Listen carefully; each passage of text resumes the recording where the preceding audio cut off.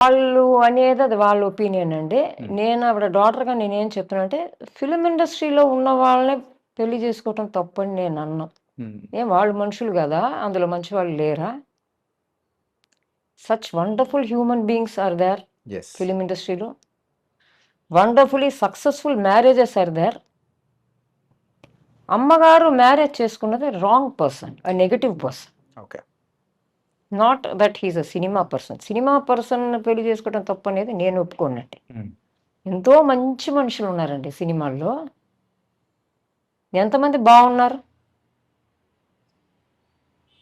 అందరూ దుర్మార్గులు ఉండరు గదా! హ్మ్. Person he is a total valueless negative person.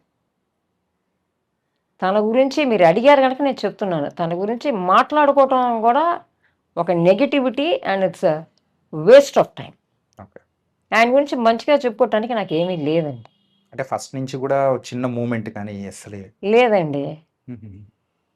ఆయన మా అమ్మ హస్బెండ్. హ్మ్. అంతేగాని ఆయన గురించి చెప్పుకోవటానికి ఏమీ లేదు. నేను ఒకే సెంటెన్స్‌లో చెప్పేసాను. Okay.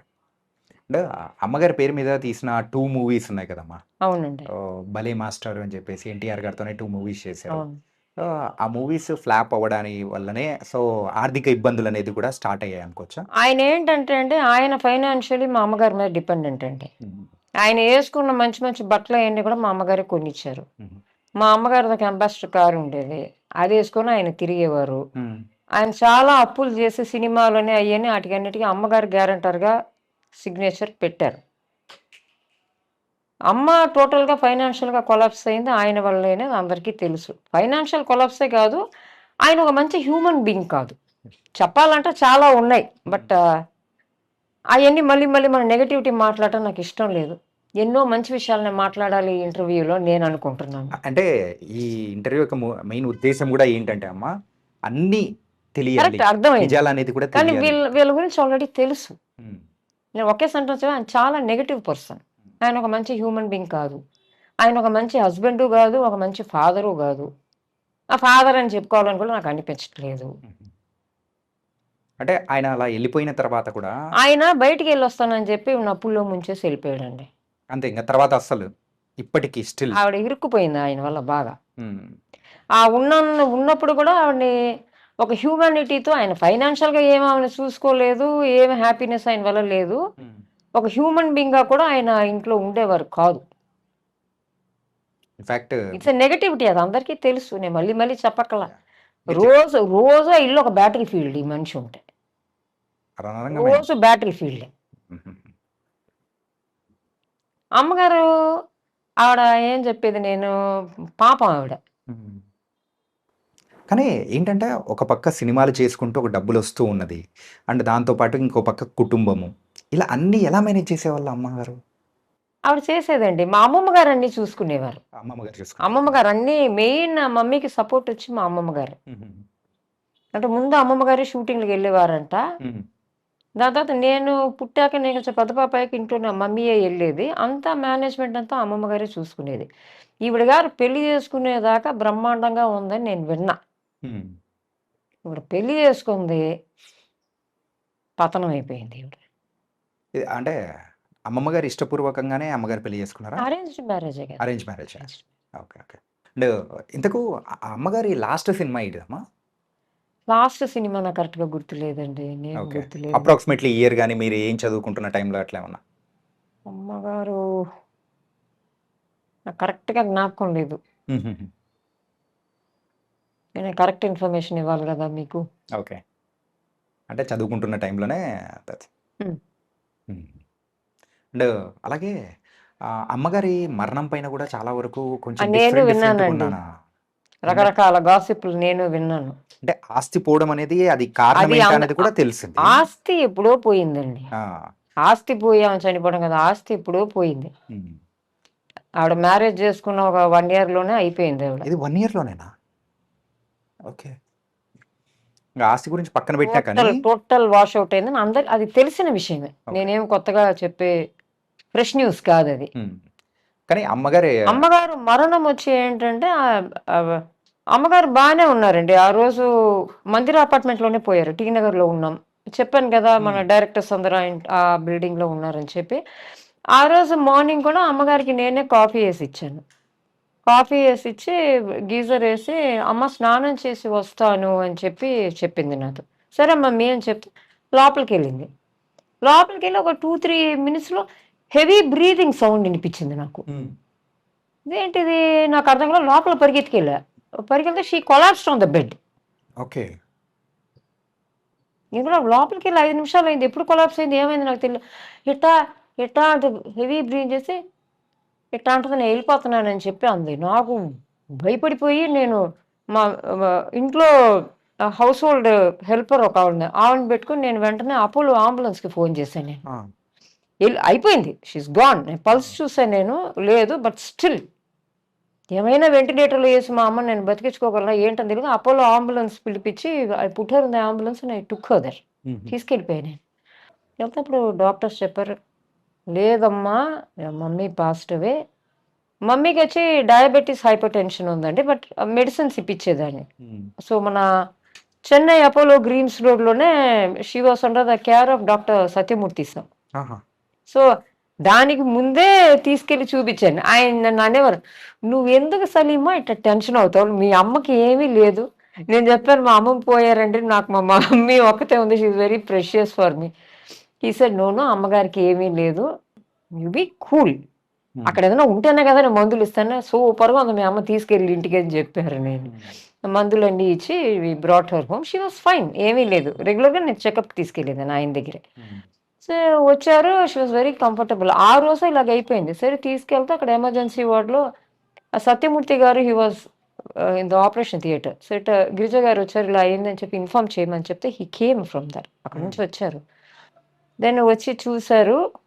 Then he didn't tell me anything. He just looked at me like this and he went out. I got a doubt. Hmm. పోయిందా మమ్మీ? దెన్ అక్కడ లోపల నుంచి ఎమర్జెన్సీ వార్డ్ నుంచి డ్యూటీ డాక్టర్స్ వచ్చారు. They said, "Salima mummy passed away." ఆ! Pass అయ్యి pass away అయిపోయి few minutes అయిపోయింది. I asked what is the reason why my mother passed away? ఆ! They said respiratory arrest. Okay. ఊపిరాడక ఆడక అమ్మ పోయింది. హ్మ్. ఇది మరి అది ఏ ఇయర్‌లో అమ్మా? 95 అండి. 95. సరే నేను చెప్పాను ఓకే. హ్మ్. వాళ్ళెవ్వరు ఏం మాట్లాడట్లా. They were just looking at me like this. I said okay. Right.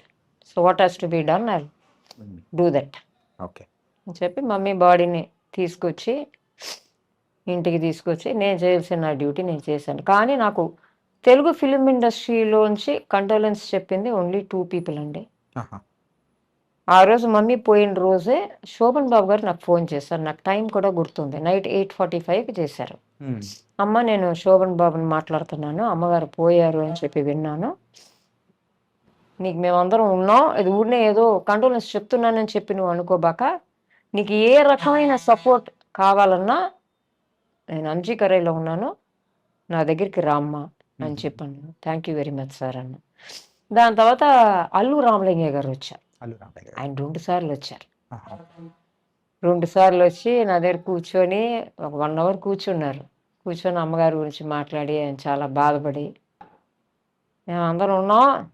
నువ్వేంటో ఒక్కదానివే ఉన్నానని ఫీల్ అయిపోక" ఆ! అని జెప్పారాయన. సరే అంకుల్ అని చెప్పి చెప్తే చాలా సేపు నాతో మాట్లాడి ఎళ్లారు. మళ్ళీ ఇంకోసారి గూడా వచ్చారాయన. హ్మ్. వీళ్ళిద్దరే నాకు కండోలెన్స్ చెప్పిందండి. ఓకే. ఏంటంటే ఈ పర్టిక్యులర్‌గా అమ్మగారి మరణం గురించి ఎందుకు అడిగానంటే, విన్నానండి. నేను విన్నాను ఏంటంటే బస్ రకరకాల. స్టాండ్‌లో చనిపోయారు అని చెప్పేసి సరే ఇలా అనేటప్పటికి వాళ్ళు మాట్లాడే మాటలకి మనం అంటే ఏమంటామండి? దీని గురించి కొంచెం క్లారిటీ ఇవ్వాలనే లేదు మిమ్మల్ని అడిగింది తప్ప ఆవిడేదో ఫెయింట్ అయ్యి పడిపోయిందంట. హ్మ్. తర్వాత నేను మా అమ్మగారిని చూసుకోలేదంట. హ్మ్. నేను మ్యారేజ్ చేసుకొని దుబాయ్ ఎళ్ళిపోయానంట. నేనెప్పుడు దుబాయ్ ఎళ్ళానో, ఎప్పుడు పెళ్లి చేసుకున్నానో మరి అట్లా ఏ సినిమాలో గూడా నా క్యారెక్టర్‌లు రాలా. హ్మ్. దుబాయ్‌కి పెళ్లి చేసుకొని ఎళ్ళే క్యారెక్టర్‌లు గూడా అట్లా రాలా. సో, మరి ఫ్యూచర్‌లో వస్తాయేమో తెలీలేదు.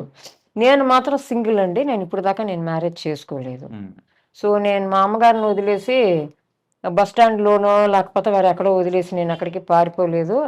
ఇంకోళ్ళేంటంటే నేను మలయాళం పిక్చర్లు చేశాను గదా! నాకు మలయాళీనిచ్చి పెళ్లి చేసేశారు. హుహుహు. నేను కాలికట్‌లో సెటిల్ అయిపోయానంట. కాలికట్‌లో. అయ్యన్నెప్పుడు సెటిల్ అయ్యానో తెలీలా నేను. ఆ! అంటే వాళ్ళ ఊహల్లోనే సెటిల్ అయినట్టున్నా నేను.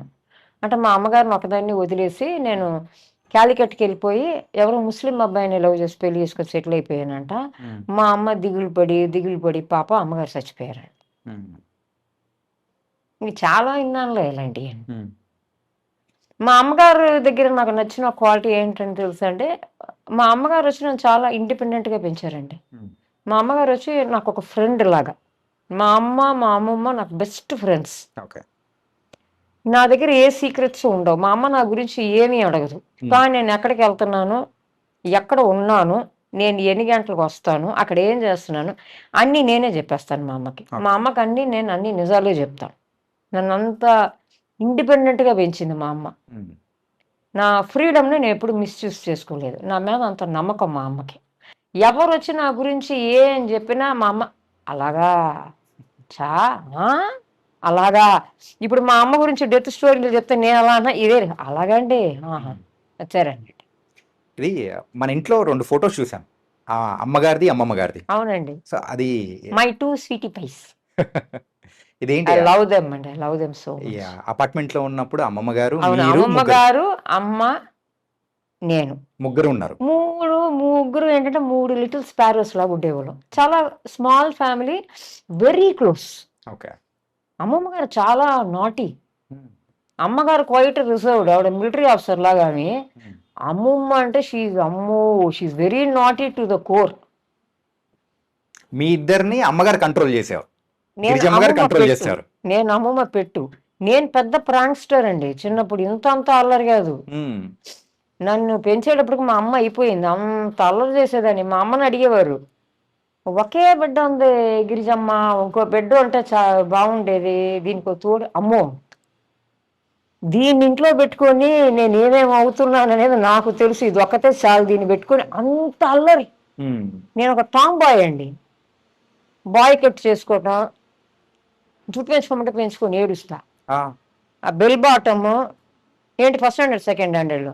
నాకు బర్మా బజార్ అని ఒక మార్కెట్ ఉండేదండి. ఆ! అక్కడ తీసుకెళ్ళి నాకు సన్ గ్లాసులు పిచ్చి చిన్నప్పటి నుంచి. సన్ గ్లాసులు, వాచులు. ఆ! ఏంటి ఫస్ట్ స్టాండర్డ్. మా అమ్మ అడిగేది నీకు ఇప్పుడే వాచ్ కావచ్చు. నాకు వాచ్ కొనేమని అంటుంది చూడు అమ్మమ్మ అని అమ్మమ్మ దగ్గరికి వెళ్ళి ఏడ్చేదాన్ని. మా అమ్మమ్మకి నేను ఏ టెండర్ పెట్టినా పాస్. ఎందుకంటే మీరు ఆల్రెడీ చిన్న అమ్మమ్మ గారి బిడ్డ ఒక కూచి గదా! వాచ్ అడుగుతుంది.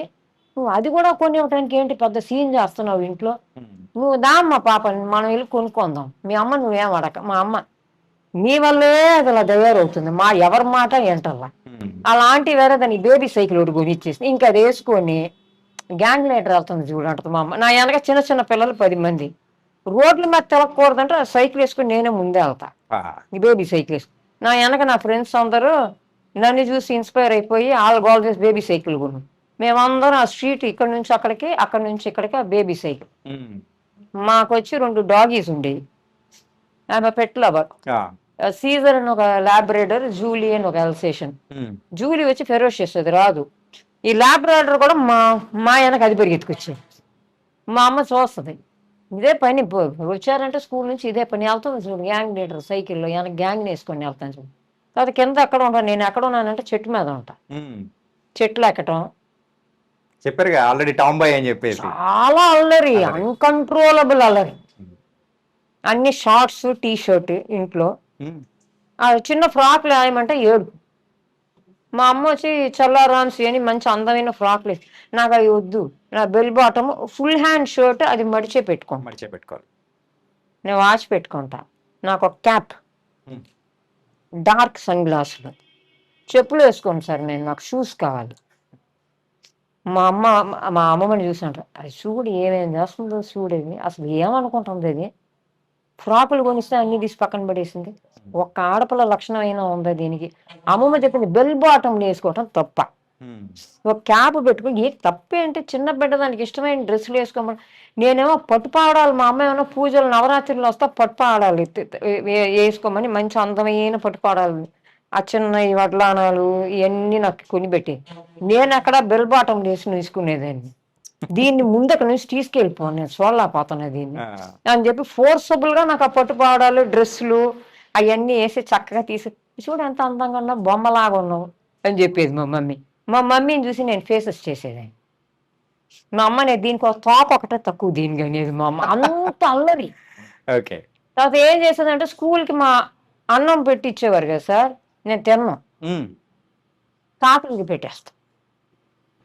నా చిన్నప్పటి నుంచి అన్నం అంటే ఇష్టం ఉండదు. నాకు హ్మ్. కేకులు, చాక్లెట్‌లు, హ్మ్. కస్టర్డ్‌లు ఇది మా స్కూల్ సెక్యూరిటీ చూసాడు. This is going on for the past lot of months. Security చూసి ఇదేంటి రోజు కాకికి తిండంతా పెట్టేస్తుందని నా దగ్గరికి వచ్చి అడిగాడు. "ఏంటి పాప నువ్వేంటి కాకిలకి లంచ్‌లు పెడుతున్నావు" అంటే, "నాకు అన్నం అంటే ఇష్టం ఉండదండి. హ్మ్. అన్నం అంటే ఇష్టం ఉండదు. మరి ఏం కావాలి ఇక? నాకు కేకులు కావాలి." మధ్యాహ్నం కేకులు. పూట ఎవరు కేకులు పెడతారు? మా అమ్మ నాకు కేకులు పెట్టట్లా. అన్నం పెడుతుంది నేను తినలేక అయిపోతున్నాను. అందుకని చెప్పి కాకులకి నేను పెట్టేస్తున్నాను. సరే నీ పని ఎలా ఉందా అని చెప్పి గమ్మున వెళ్ళాడు. తర్వాత సాయంత్రం మా అమ్మమ్మ పికప్‌కి వస్తే మా అమ్మకి చెప్పేసాడు ఈ మహానుభావుడు.